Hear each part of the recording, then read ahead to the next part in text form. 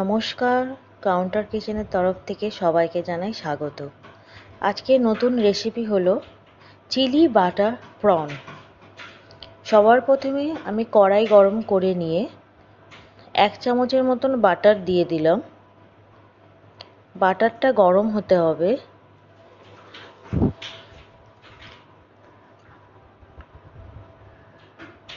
Butter আমার যতক্ষণ না গলছে আমি খুন্তির সাহায্যে বাটারটাকে ভালো করে মেল্ট করব।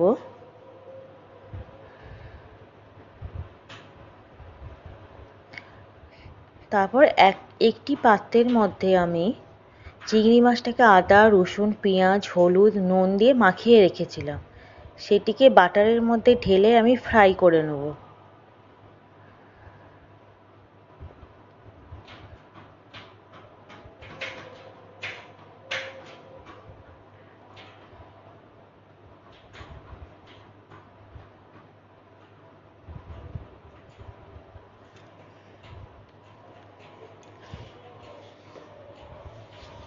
বেশ কিছুক্ষণ ধরে আমাকে চিংড়ি মাছটা ফ্রাই করতে হবে।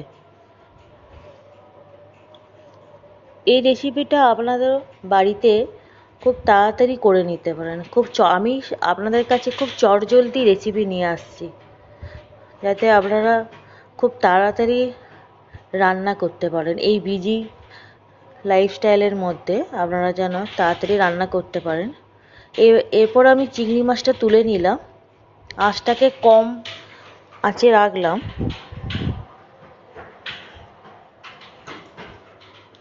তারপর আবার আমি একটু 2 চামচ সাদা তেলের দিয়ে দিলাম। এখানে আমি 1 বাটি পেঁয়াজ কেটে রেখেছিলাম, 1 বাটি মানে 2টো পেঁয়াজ মাঝারি সাইজের কেটে রেখেছিলাম।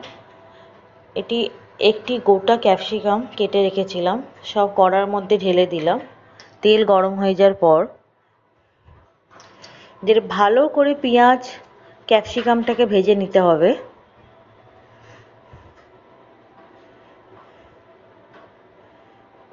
একটু চিলি ফ্লেক্স দিয়ে দেবো, ব্যাপারটা একটু স্পাইসি হবে।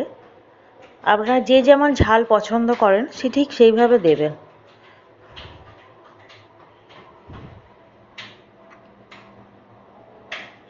স্বাদ মতো নুন দিয়ে দিলাম।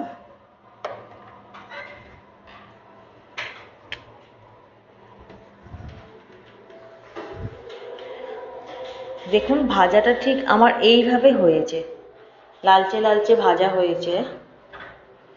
তার উপর যেই চিংড়ি মাছটা আমি ভেজে রেখেছিলাম বাটার দিয়ে, সেই চিংড়ি মাছটা পেঁয়াজ ক্যাপসিকামের ওপর দিয়ে নাড়িয়ে চাড়িয়ে নিচ্ছি। বেশ ভালো করে মিশিয়ে নিতে হবে।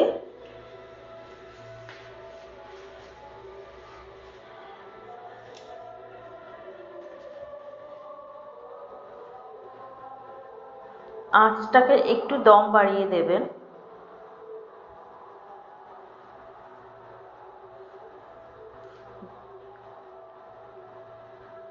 ঠিক ভালোভাবে দেখুন নিচেই আমার কড়ার মধ্যে এইভাবে লেগে যাচ্ছে,